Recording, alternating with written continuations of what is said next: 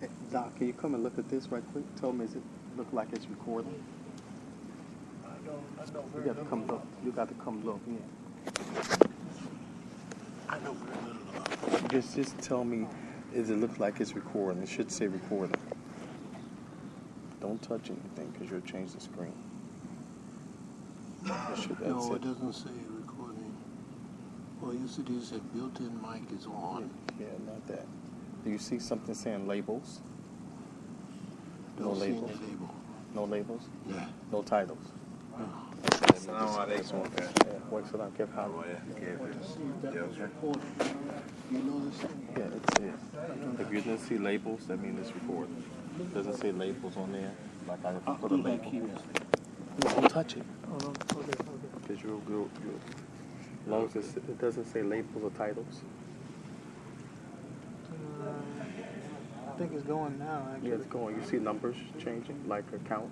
Yeah, and yeah. Yes. It's 178 minutes long. 170 minutes long. I think it's like playing something instead of recording something new. Do you see anything that says labels and titles, like a blank spot? No, it says effects and chat. I'm not sure you have the screen you want to be. I should be at the right screen. It says add new song. It said add no song? Yeah. That means it's not. Wow.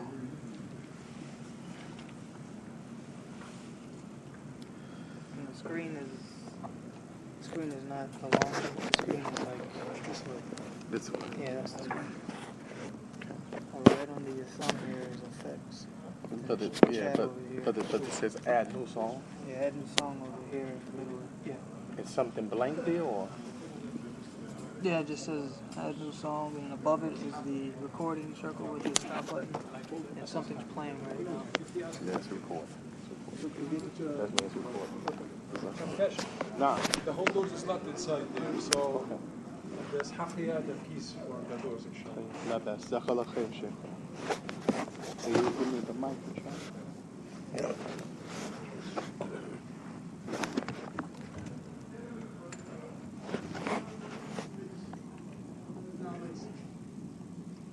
Alaikum salam.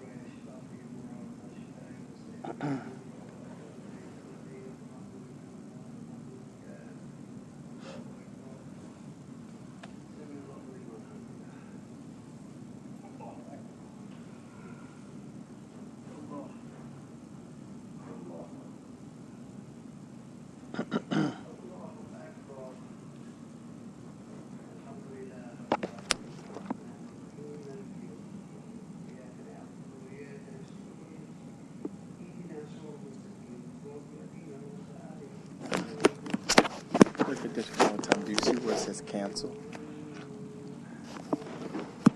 Let's cancel. Let's see.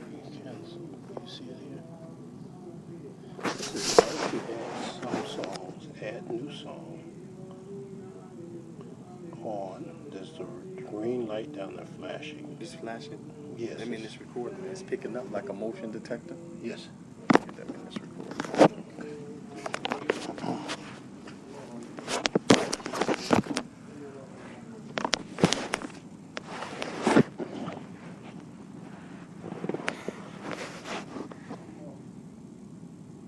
We're just waiting for him to finish.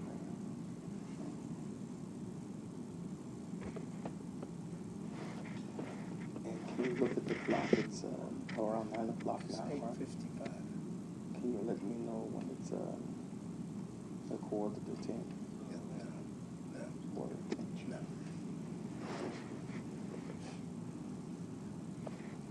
بسم الله الرحمن الرحيم الحمد لله نحمده ونستعينه ونستغفره ونعوذ بالله من شرور أنفسنا ومن سيئات أعمالنا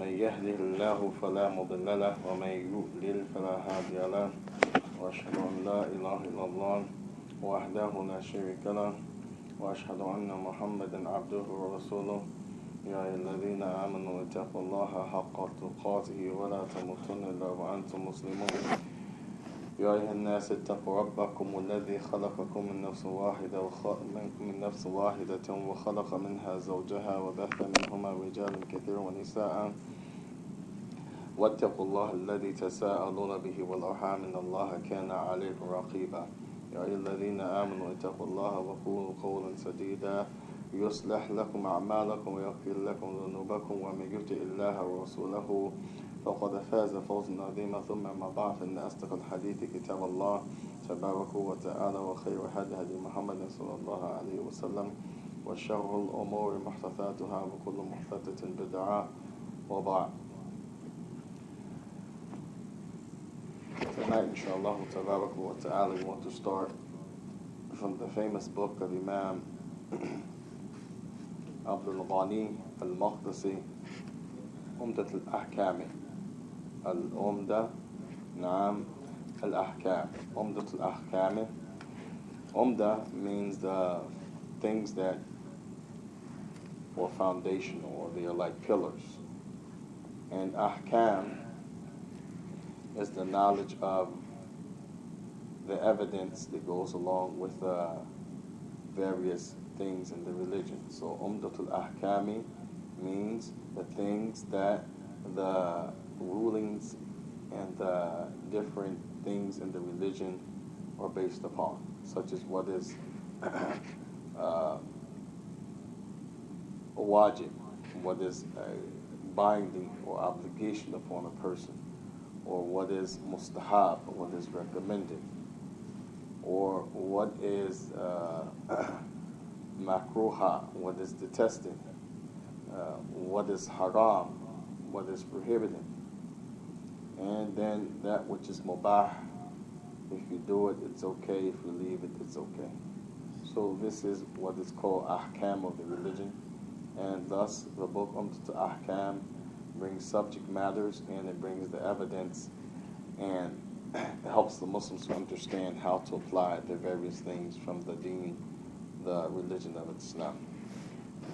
This particular ummdatul-akham has been taught for many years, and many scholars have written explanation to it. One of them is the great Sheikh from Ali Bassam, the well-known family of scholars from the Arabian Peninsula, and we will take from his explanation, inshallah ta'ala. He normally talks about the subject matter in the beginning, and then he starts to bring hadith number 1. And then after he finishes with hadith number 1, then he will talk about Gharib al-Hadith. And the Gharib al-Hadith means the things that normally when a person looks at the hadith, he won't see it. Has to be a person who specializes in hadith, or a person who understands fiqh, a big scholar, to extract these things. The layman won't see it. That's why it's called Gharib al-Hadith. And then, as they say, underneath the surface knowledge of a subject. And then he brings ma'na al-hadith, and that is what you can, ma yukhadha min al-hadith. Ma yukhadha min al-hadith means what can be taken from the hadith in general. And then he brings like bullet points of that. And then he goes to hadith al-thani, the second hadith. And however many hadith that he collected in his book, then that's the number of hadith that he will bring, and it varies from chapter to chapter. The thing about this particular work, there is a book called ummdatul-akham al-kubra, ummdatul-akham al-kubra, and it is where it's a major work in hadith from everywhere. Bukhari, Muslim, Abi Dawood, Imam al-Tirmidhi, Nasa'i, Ibn Majah, Ibn Khuzaymah, al-Baghawi, from al-Bayhaqi, Abu Ya'la, and on and on and on. But this particular version that he wrote, he only brought the hadith that are in Bukhari and Muslim in order to make it easy for the people to study and to memorize. And I had a chance to study both of them when I was in Yemen over the years. The Kubra was studied under Sheikh Abdul Rahman al-Adani, rahimahullah ta'ala, as he was killed about 4 months ago by an ambush of the people from Al-Qaeda in Aden. And he was one of the great scholars from Yemen, and Sheikh Mukbil used to say that he's our faqih, meaning we go to him for our fiqh. He was skilled in fiqh, and he studied fiqh under some of the ulama in Saudi. And he used to teach this ummdatul-akham al-kubra, the one with the hadith from all over the place, because he was also a muhaddith, a scholar of hadith, Sheikh Abdul Rahman al-Adani from Aden of Yemen. And Taysir A'lam Sharh Ummdatul-Akham, this particular version that we're going to study. I had the opportunity to study this one when I was in Yemen. And alhamdulillah, it was a very beneficial study. And we ask Allah Tabaraka wa Ta'ala to give us tawfiq and the study of this to give us a good outcome and the understanding of it. Ameen. The Shaykh, he begins by saying, in the beginning of his work, the praise to Allah Tabaraka wa Ta'ala and send the salutations of the Prophet Sallallahu Alaihi Wasallam. And then he mentions how he's going to arrange the book, that the hadith comes from Bukhari and Muslim, and he brings the different benefits and all the stuff that I mentioned. And then he starts with the first chapter, Kitab al-Tahara, that is the chapter of purification. So we're skipping all of that, and we're going to the book of Nikah. The Shaykh, he mentions, he said, Al-Nikah fi haqiqa يطلق على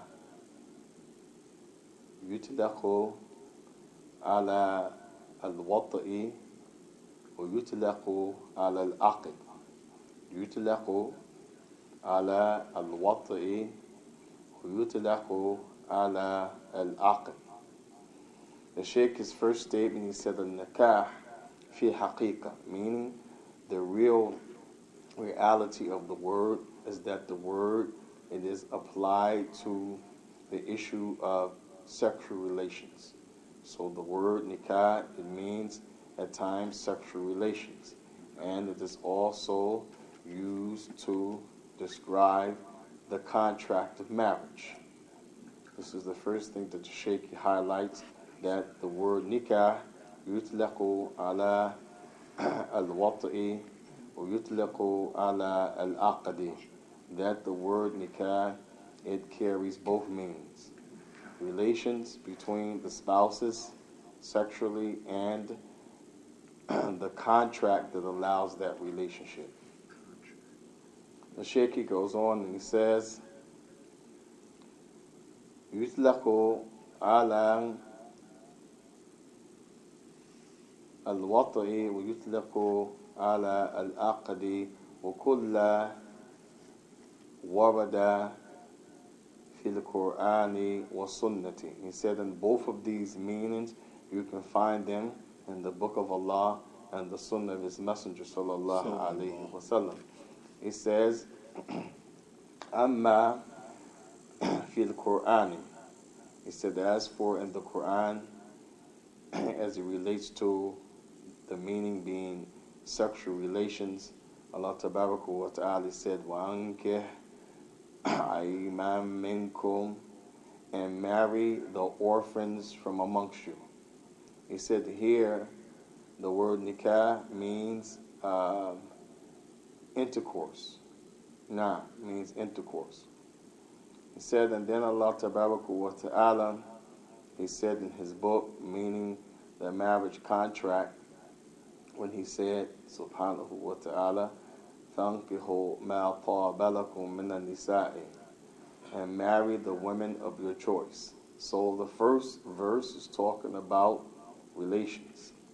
I quoted the wrong verse. He said, Allah Tabaraka wa Ta'ala, he says, ماذا the verse that proves that nikah means relations between a husband and wife. Allah subhanahu wa ta'ala said, وَلَا تَنْكِحَا زَوْجًا وَلَا تَنْكِحَا حَتَّى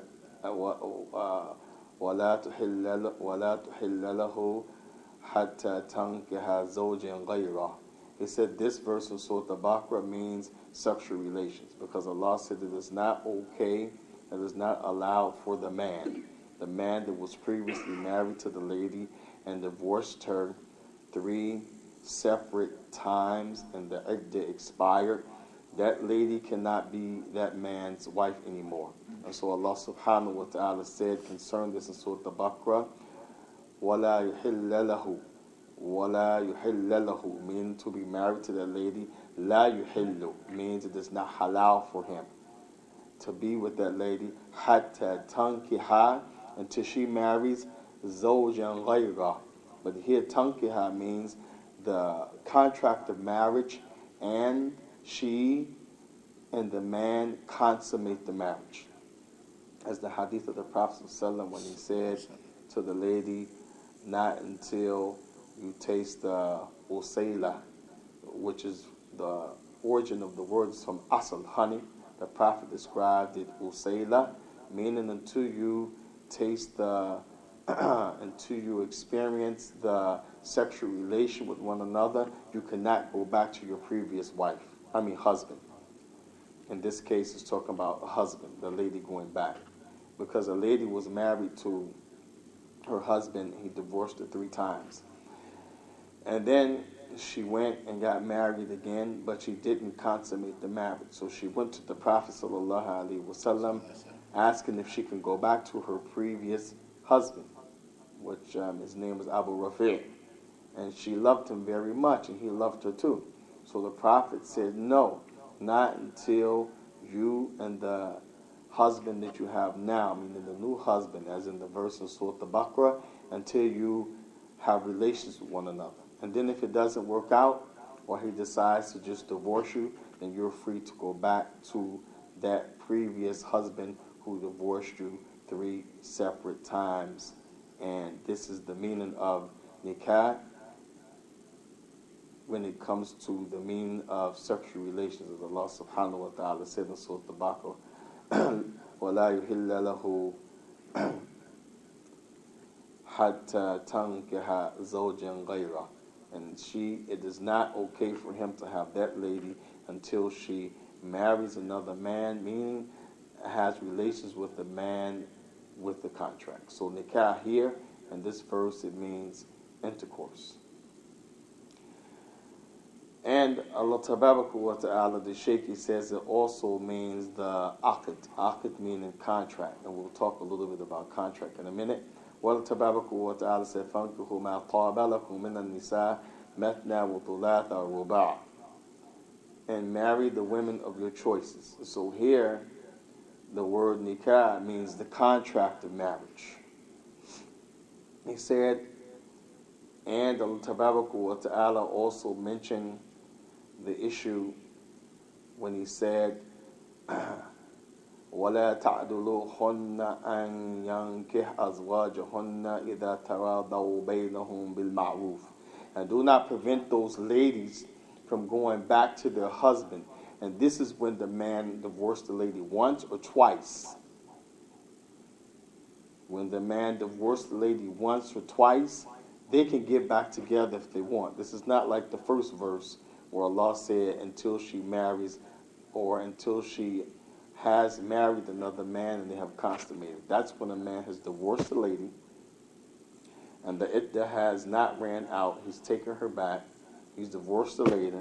The iddah has not ran out. He's taken her back. Then he divorced her again, and the iddah, when it runs out, he can't have her no more, so she has to marry someone else, consummate the marriage. It doesn't work out. Then if they feel that they can work it out and make it this time, then she can go back and marry him with a new marriage contract. But this ayah, Allah tabaraka wa ta'ala, is talking about the wali or the wakil not wanting to marry that lady back to her previous husband when they want to reunite. And this is in the first and second divorce.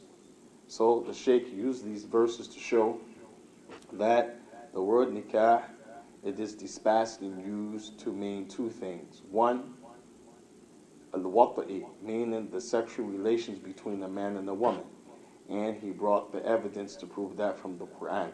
And that the word also, yutlaqu al-aqadi, it is dispatched, it is used to mean the contract, the agreement that allows the man and the woman to be together, period, in general. And the Shaykh, he says, وهو أكثر في القرآن وهو أكثر في القرآن يطلق على العقد. He said that most of the time in the Quran you see it referring to the marriage contract.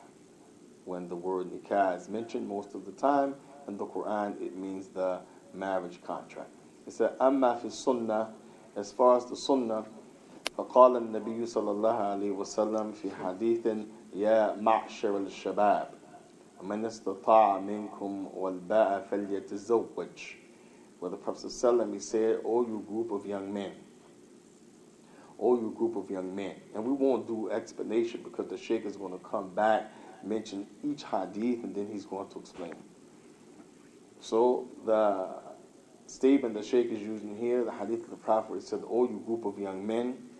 And he mentioned men because the males tend to have a stronger sexual desire than the women, so they have more urgency to be married. And thus, the Prophet ﷺ was talking to them because they were in a group, and the Prophet ﷺ was addressing them in this way. So the all you group of young men who from amongst you, whosoever from amongst you has the ability and the desire, has the ability, the desire, and the means to marry, then let him marry.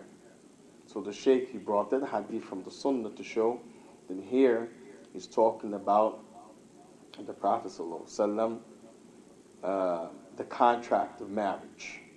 The contract of marriage, when he uses the word and the hadith, فَلْيَتَزَوَّجْ. And then the Prophet ﷺ, he mentioned the hadith where he said, وَمَنْ رَقِبَ عَنْ سُنَّتِي فَلَيْسَ مِنِّي وَمَنْ رَقِبَ عَنْ سُنَّتِي فَلَيْسَ مِنِّي. And whoever abandons my sunnah, then he is not from amongst me. And many of the scholars, they explain here, فَلَيْسَ مِنِّي doesn't mean he's a disbeliever, but rather it means he's not from those who follow my way, rather he's from those who abandon my way. Because as the hadith was narrated, there were three people, and they all felt that they were very, very short in their deeds compared to the Prophet. While Allah subhanahu wa ta'ala forgave the Prophet ﷺ for any mistakes past and present, and he was still exerting himself in worship and doing the things in great multitude. So they said, if he's doing that, and Allah already granted him forgiveness, but we haven't been granted forgiveness, then what should we be doing? That means we should be doing more than him. And this was a whisper from the shaitan, as Ibn al-Jawzi, he mentioned his book, Talbis Iblis, the tricks of the devil. The shaitan whispered to them that you have to outdo the messenger because you're nothing compared to him. And Allah has forgiven him, and he's still outdoing you guys. So you have to outdo him. How can you outdo the messenger? SubhanAllah. So one of them said, to outdo him, I'm going to fast and never break my fast. Allah Mustan. Can you imagine? على الدوام هذا الشخص يصوم ولا يفطر. Allah. He's going to fast and never break his fast. That means he's going to start fasting at Fajr, and at Maghrib, he's just going to pray, and Isha is going to pray and go to sleep, and wake up fast and do the same thing like this. No iftar, wala shay, nothing. The other one says, I'm going to pray all night and not sleep. Can you imagine the sleep deprivation a person would have if he just prayed all night, and then the Fajr came and he was up all day, and then the night came, and then the Fajr came, and he prayed all through the night. So you would pass out eventually. Wallahi, baby and salat on your face. Bloom. Sleep. Bloody. Allah musta'an. Then you have the person who said, وَأَنَا سَأَعْتَزِلُ عَنِ النِّسَاءِ. I'm just going to be abstinent. I'm not going to do anything as it relates to marriage. I will never marry. I will never have women. And this is the thing that got the Catholics, وَلَا حَوْلَ وَلَا قُوَّةَ إِلَّا بِاللَّهِ, in trouble. And the Prophet ﷺ warned Uthman ibn Affan about this, because Uthman ibn Affan was so engrossed in worship that in the beginning of his Islam, he sought not to marry, as he had already married one of the daughters of the Prophet ﷺ before Islam, and then she died. And so after he accepted Islam, he just wanted to embark upon ibadah, be engrossed, and the Prophet told him, no, don't ever let the ibadah make you that engrossed that you stay away from women. So here the Prophet ﷺ is telling these people, whoever goes away from my sunnah, then he's not from amongst me. He's not from the people that are following me, because he himself has abandoned me, sallallahu alayhi wasallam. So the Shaykh, he brings this hadith to show the meaning of nikah here means to be with the woman, the relationship with the woman, and not the issue of the meaning of the contract. Then the Shaykh, he goes on, وَبَارَكَ fikum, to show that sometimes the issue can be an obligation, and other times it can mean that it's recommended. As the Shaykh, he mentioned that Allah subhanahu wa ta'ala, he said, فَانْكِحُ مَا طَابَ لَكُم مِّنَ النِّسَاءِ. And the scholars, they differ. Some of them, and they say that this is an obligation because it's in the sigatul-amr, it's in the command form. And also, Tabarak wa ta'ala said, وَأَنْكِحْ أَيْمَانَ مِنْكُمْ, and marry the orphans from amongst you. This is all in the command form. But you also have the Prophet ﷺ saying,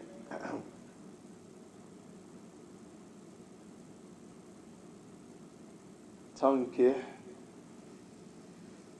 وتكثر فإنني أكثر بكم الأمم يوم القيامة أو كما قال.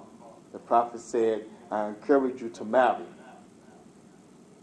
and to become multiplied, because indeed I want to be the biggest, the most of the nations on the day of judgment. So this, the Shaykh, he brought to show, this hadith is authentic, the recommendation for marriage rather than the obligation of marriage. So you have the word nikah, meaning either sexual relations or it means contract. And the Shaykh, he brought his evidence for that. And the ruling for marriage is either an obligation or a recommendation. And the Shaykh, he brought his evidence for that. Now the Shaykh is going to, and he brought them both from the Quran and the Sunnah. Now he's going to talk about some of the benefits, some of the reasons of marriage. The Shaykh, he mentions, he says, from amongst the benefits of the marriage is that the person تحسن يعني فروجهم تحسين يعني للفروج, that they protect the private parts. They make the private sanctified. And that is the opposite of a person just having relations with this one, that one, this one, that one. When you have relations with this one, that one, and all of these people that you don't have a contract of marriage with, then this is the opposite of tuhsin al-faraj. Tuhsin al-faraj means that the person safeguards his or her privates, and that they only put them in the lawful places. So the Shaykh said this is the first reason for the marriage, that the person sanctifies or makes safe his privates, where the person will not be punished because of the use of the privates. And this is Yani, the one who has made his privates sacred. He has made his private parts sanctified, meaning that Allah will not punish him because of the use of the privates. The Shaykh also mentioned one of the benefits of the marriage, Yani talaba awlad salih, talaba awlad salihan, that you seek out of the union righteous children, that you seek out of the union righteous children. كما قال النبي صلى الله عليه وسلم ولد الصالح يدعو له بعد مماته. One of the things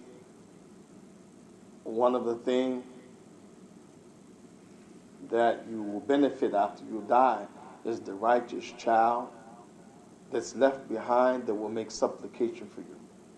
So there's no way you're going to have a righteous child that makes supplication for you if you don't seek to have righteous children. And the only way you can seek to have righteous children is through the union of a zawaj, through the union of a nikah, having a contract which makes the private's part lawful to begin with.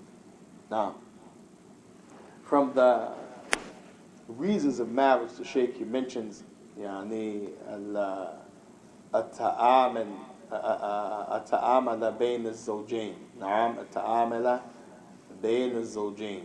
The actual working between the couples. This is another reason for the marriage. And because it's not permissible to work with a person, male and female, working together, like we say from our culture, shacking up. This is prohibited in Islam. And there's no real blessings and fruit in that. But when the person has the contract of marriage, the contract of marriage itself brings about the blessings that Allah Tabaraka wa Ta'ala has mentioned in that union. So Shaykh mentions that this is one of the reasons for the marriage, that the spouses can mingle together and work together in the first place. And this is general.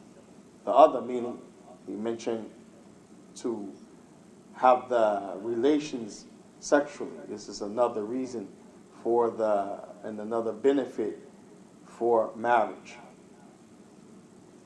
The Shaykh also mentioned, wa barakallahu fikum, from the reasons of marriage is that the person protects his body. Yani, he protects his body from the harmful things. He protects his body from the harmful things. So if we go back, that the Shaykh mentioned again from the benefits of marriage, yani salah bayn al-zawjayn wa bayn al-mujtama'a, that it is to make something wholesome and good, not only between the two spouses, but in general for the society, as one family, two families, three families, you keep making the families, this makes up the society. So this is one of the ways that the society can be wholesome, by the way of marriage. And then the Shaykh also mentioned from the benefits of this marriage and the reasons of marriage, he said tahseen al-faraj bayn az-zawjayn, that the person again he sanctifies his or her privates. And the Shaykh he said وقصر من النظرة من خليل الخليلين, and that it keeps a person, it reduces the person from looking at the male and female friends of one another. The marriage in Islam is supposed to keep you from thirsting and lagging at the friend's wife or the person that you know's wife. And you can imagine, like when people don't have the integrity and they don't have the blessing of the halal relationship, they'll look and go anywhere to fulfill their desires. So Sheikh is mentioning here, not only is the marriage to sanctify the private parts between the spouses, but it's to keep the person from looking to have the relation with the male or the female friend. And in this case, the male, the woman is looking, and the female, the man is looking. This is the benefit of the zawaj. And I remember Sheikh Fawzan, he was teaching Kitab al-Nikah and Bulugh al-Maram, and he was talking about this hadith that the Sheikh had mentioned, where he said, the Prophet ﷺ said, Ya ma'shar al-shabab, O you group of young men, until the point when he got to the hadith where he said, فَمَنْ لَمْ يَسْتَطِعْ فَعَلَيْهِ بِالصَّوْمِ. Whoever can't fast, then let him, I command him. Whoever does not have the ability, the desire, and the preparation for marriage, then let him fast. Sheikh Fawzan said, therefore, if you find a person, he has a wife, or she has a husband, and you find them making a zina, then this means those individuals, they are sick. Because the origin of the marriage is to make your private sanctified, to turn you away from those type of acts. So if you find a person, they did that, which should make and will make the private part sacred. If they go in another area, it's not because they don't have something. Like the single person, it's difficult for him, so he gets caught up and he goes with somebody because he doesn't have a wife, he doesn't have a husband. You have that. So rather than going where the privates are sanctified, you go outside of that. The Sheikh said this is a proof that that person has a sickness in their heart, because the very reason for marriage, one of them, is to sanctify the privates of the individual. So this Sheikh is mentioning a serious issue, and to keep the person, Tabarak wa Ta'ala mentioned for the believing man and women, to lower the gaze. This is one of the purposes the Sheikh has mentioned, that you won't look as a man to the female that's the relative, or they are the wife of the neighbor, or the lady won't look to the husband of the co-worker or whatever like this, because you have that which Allah Tabarak wa Ta'ala has already given you to sanctify the private parts. Now, what time is it now? 9:28. 9:28. Still have for 17 minutes. Barakallahu feek.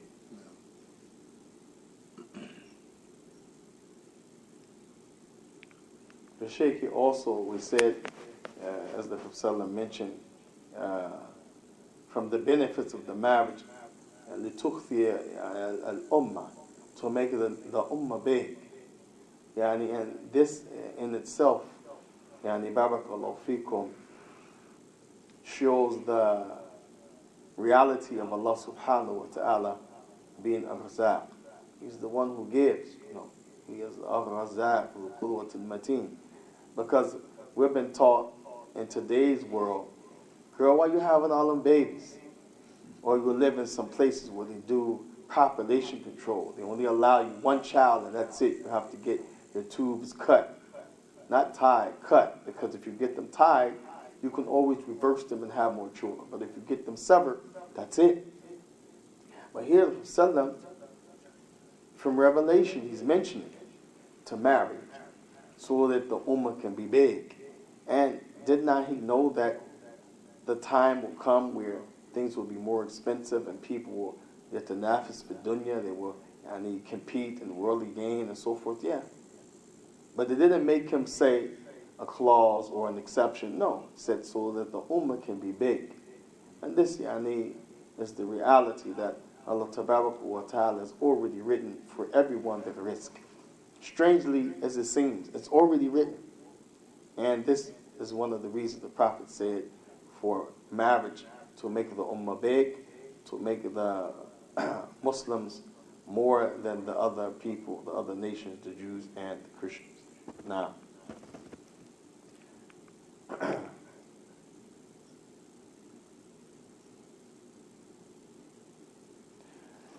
Also, from the things the Shaykh he mentioned, hifd al-ansab. Yani, hifd al-ansab means that you protect the lineage that you have. And this is a very controversial issue as it relates to, they said, yani, walad al-farash, the child of the bed. What does this mean? This means, as the Prophet ﷺ mentioned, and this is just one hadith. There are a lot of hadith around this issue. Sometimes people take that one hadith or two hadith with the different wordings, talking about the same issue, and they say this is the khalas of the amr. This is the issue at whole. But there's a whole lot of other hadith that you have to bring when you look at this issue. So we're just making this point. We're not making a blanket judgment. When we talk about the issue of hifd al-nasab, protecting the lineage, protecting the tribe or the bloodline or the race that you come from, or the family tree, then the way to corrupt that family tree, and this is from the religion of Allah. We're not talking about what society deems, or what my great-great-great-grandmother used to say, or what the tribes back home. We're talking about what Allah Azza wa Jal mentioned. The way to spoil the nasab, the spoil the family tree, the inheritance, the honor of the name, the dignity that comes with these type of situations, is to have illegal intercourse. And this is why the Shaykh is mentioning this, because the opposite of protecting this is to go outside of that. And that's what the Prophet he mentioned, that the child between a lady and a man that is not married, then he named that child walad al-farash, that baby belongs to the bed. What is the bed? The bed is the place that you rest on, you lay on. So he described the lady that the man laid with as farash, the sleeping place, the place that he laid. The baby belongs to that place that the man laid, meaning the lady. Meaning, she does not take the man's name. Or he, if it's a boy, he does not take the man's name. As the baby should take the father's name, the last name, the family name of the father. Because, as they say, mama's baby, daddy's what? Daddy's baby. Daddy's maybe. So in order to solidify, this is my father, then it is proven that it's the baby from that man, and he takes that man's name, and he takes that man's lineage and so forth like this. And it's an honor with the Arabs and with the Africans and with many of the people. So here, the Shaykh has mentioned this is one of the reasons for marriage, that you protect the family lineage, you protect who the person can inherit from, the rights that he gets from that man. And the opposite holds true. If the people are having illegal intercourse, then because of the evil of this action, because of the severity of that violation between the person and his Lord, by not doing that which is making the marriage contract and making the private sacred and sanctified, then Allah's Messenger ﷺ has mentioned that that baby belongs to the bed, meaning it takes the name of the mother, and it does not take the name of the father. The inheritance comes from the mother, but it does not come from the father. The honor, the prestige from the father's side, if there's prestige, he loses that. He doesn't get notoriety from that perspective.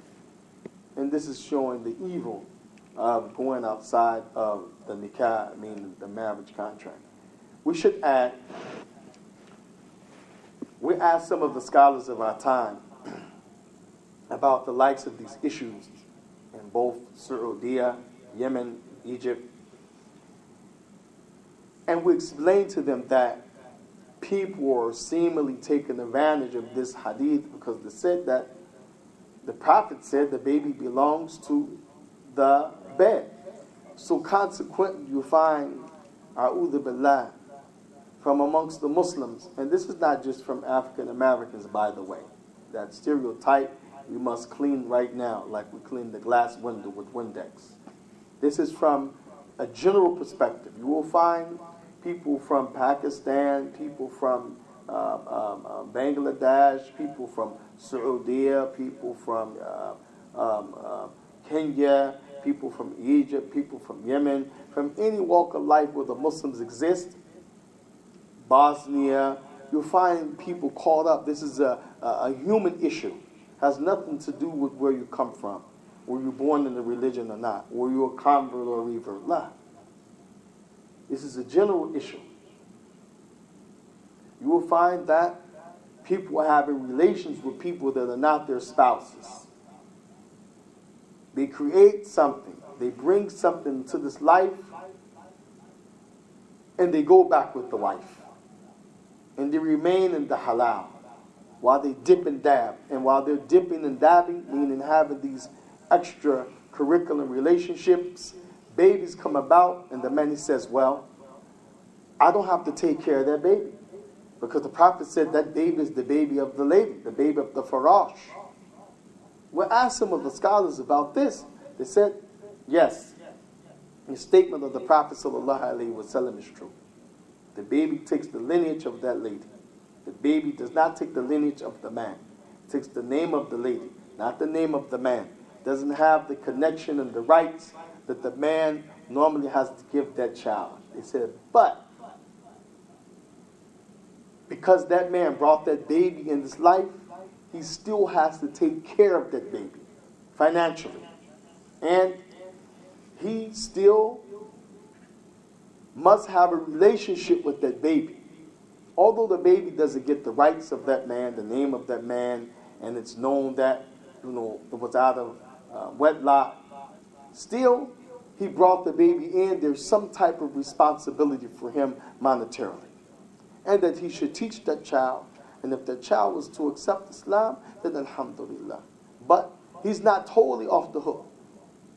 And wallahi, we mentioned this because people have taken the hadith and they've used it to their so-called advantage, while really it's a disadvantage for you, because you brought that child into existence. It is not the child's fault. Rather, it is in some cases, one or both parents' fault, but not the child. Thus, the child should not suffer.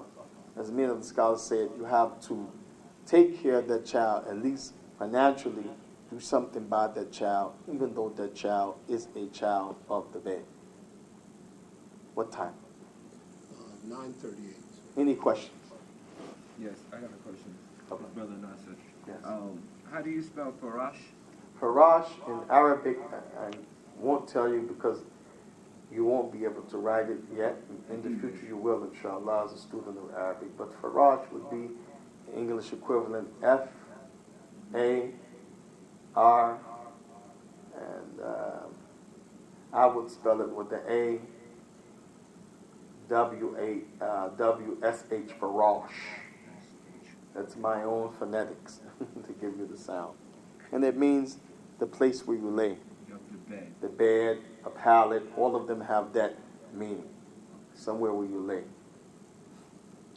Sheikh, could this have been part of the wahi, as in the times of Jahiliyyah, they practiced polyandry.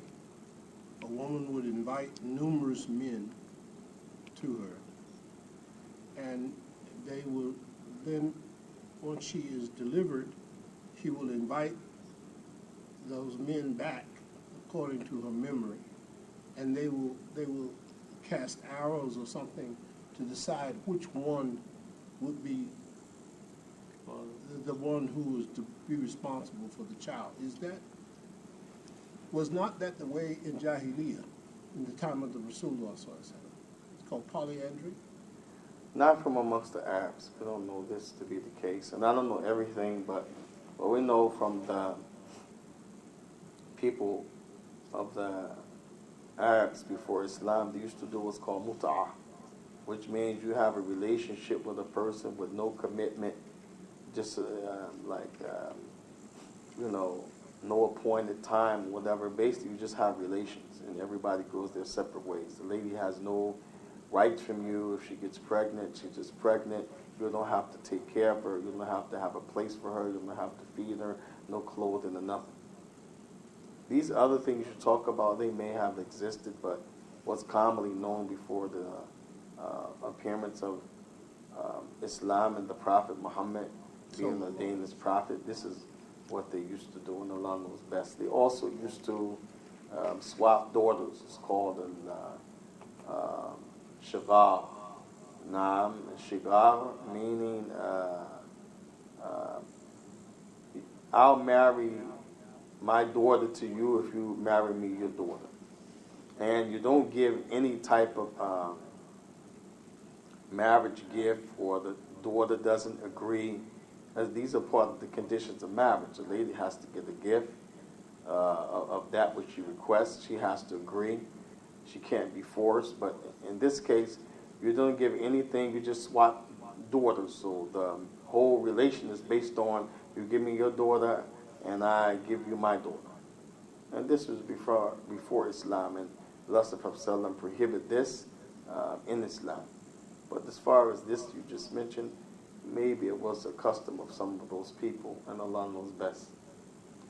Now the Shaykh, he continues and he mentions one of the benefits of the marriage is to silahatul urf nas, to protect the good customs of the people. Because again, when you talk about dignity, even in America, within the last, if you can go back 50 years, 60 years, it was really frowned upon for a girl to come up pregnant and she didn't have a husband.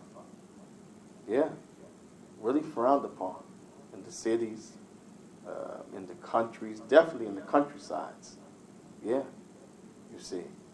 And you have many stories. I won't get the doc started because he used to be a preacher, but I have to put some handcuffs on him. He'll start preaching.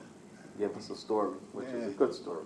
But you have many stories of the preacher's daughter doing the old fashioned abortion with a hanger just because it was a disgrace to the church or to the family. She came up pregnant, or she had the baby, as they say on the DL, on the down low, and then left it in the hospital for adoption and just played sick because people found out she got pregnant and she wasn't married. It was a big disgrace in the community.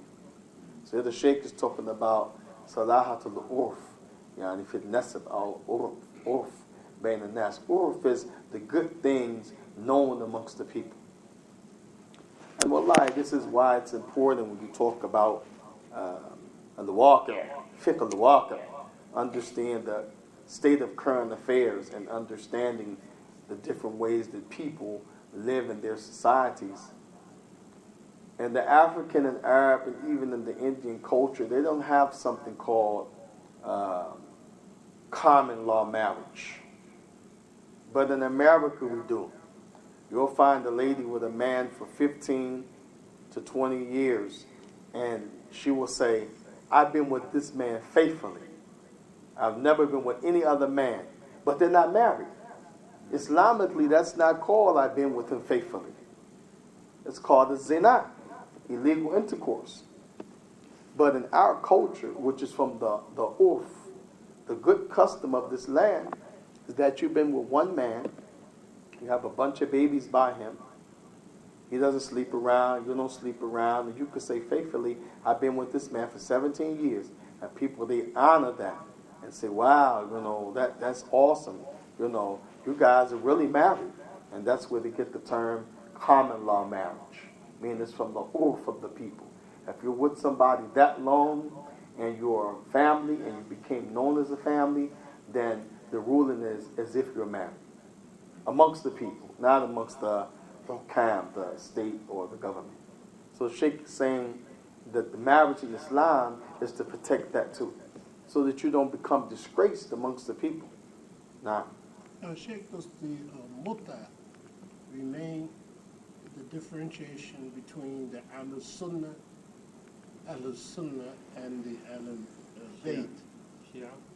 The Bayt, Ahlul-Bayt, the Shia. Does it remain to No. this day? Do they The continue? Sheikh is going to deal with that. I don't want to go too deep because those hadith are going to come. But since you asked, يعني بارك الله فيكم المتعة يعني They call it zawaj anyway. هو بارك الله فيكم حرام إلى يوم القيامة.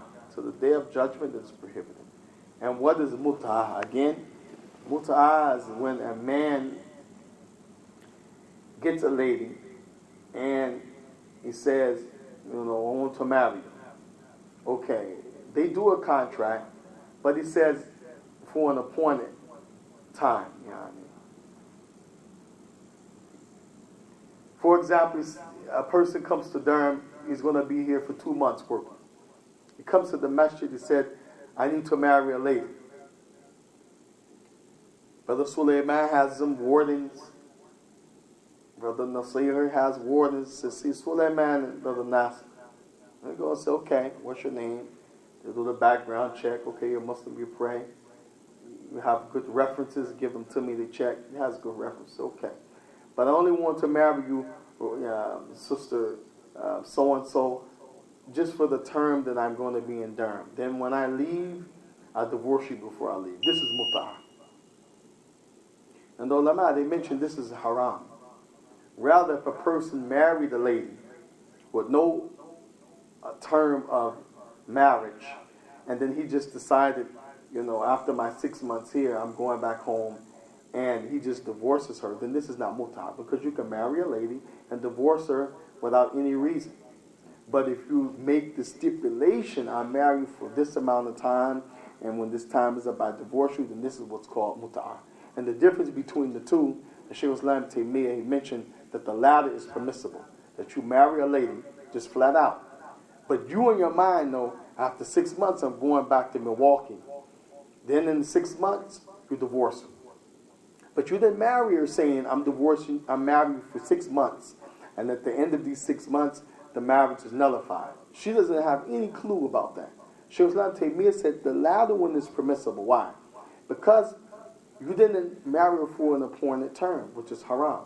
And the people, when they used to do this, the lady gets no maintenance, no housing, no food. If she's pregnant, no money for the baby during the pregnancy, nothing but mut'ah. But if you marry a lady and you stay married with her for 1 month and you divorce her, still in the iddah, you have to take care of her for the 3 monthly cycles. And that could be, depending on how the lady bleeds, that could be 4 months, 5 months, 3 months. You have to feed her. You have to take care of her. And if she's pregnant, until she delivers the baby, you have to take care of her 9. And once she has the baby, if she's breastfeeding, for 2 years, you have to give her money for the baby. That's what the marriage to the man marries a lady with no time of a term of divorce. He just marries her regular, but he divorces her and goes back to another land.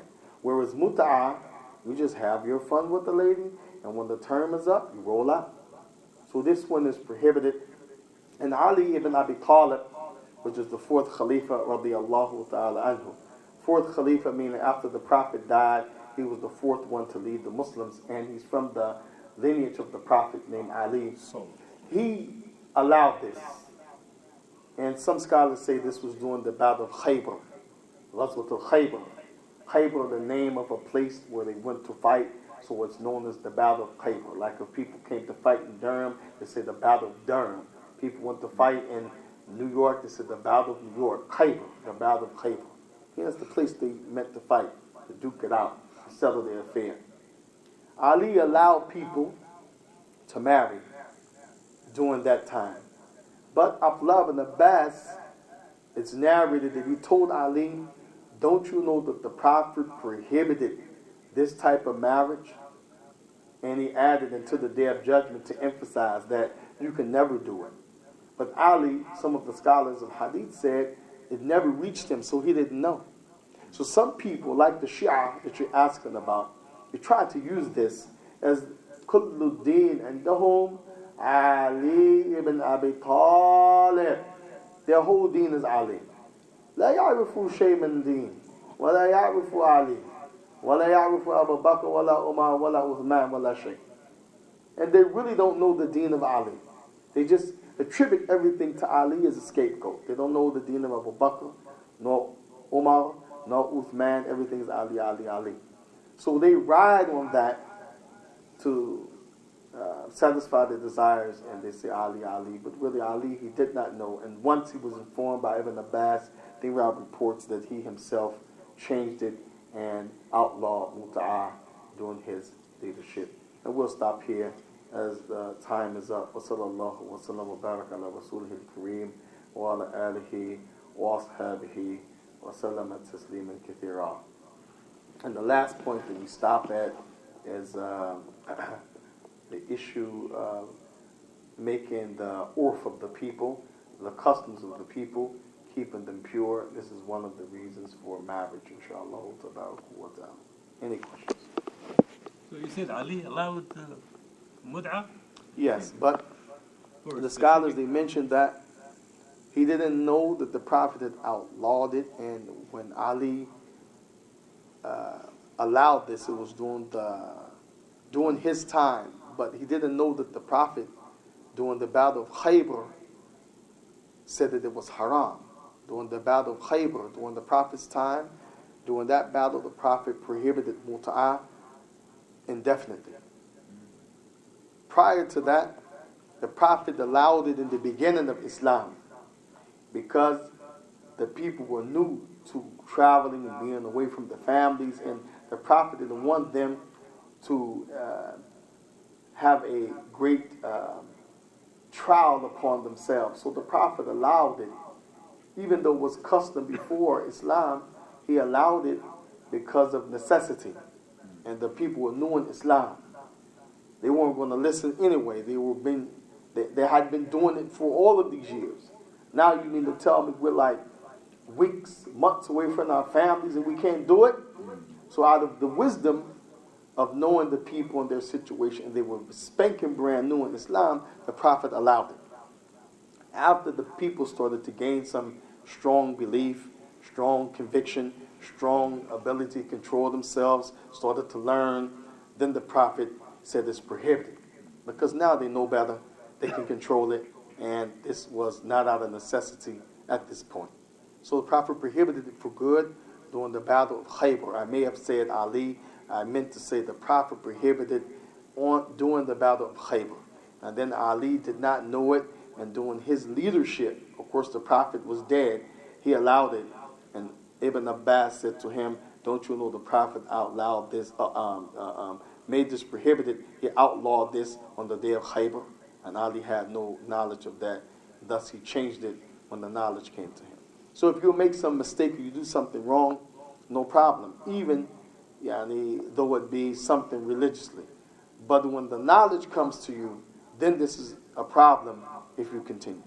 So we see that Ali did not continue as part of the religion, as when the truth comes, you submit to the truth, even if it be against your own desires. Now, هذا وصلى الله وسلم بارك على رسوله الكريم سبحانك اللهم وبحمدك أشهد أن لا إله إلا هو أستغفره ونتوب إليه. Okay, let me make us done. We have 6 minutes for the prayer. The next time we meet, inshallah, we will talk about, as the Sheikh had mentioned, the working together between the spouses. This is the point we will pick up. As there's no life except people have to work together and share responsibilities. So this will be the next reason for marriage that we will pick up where we left off next Monday, inshallah.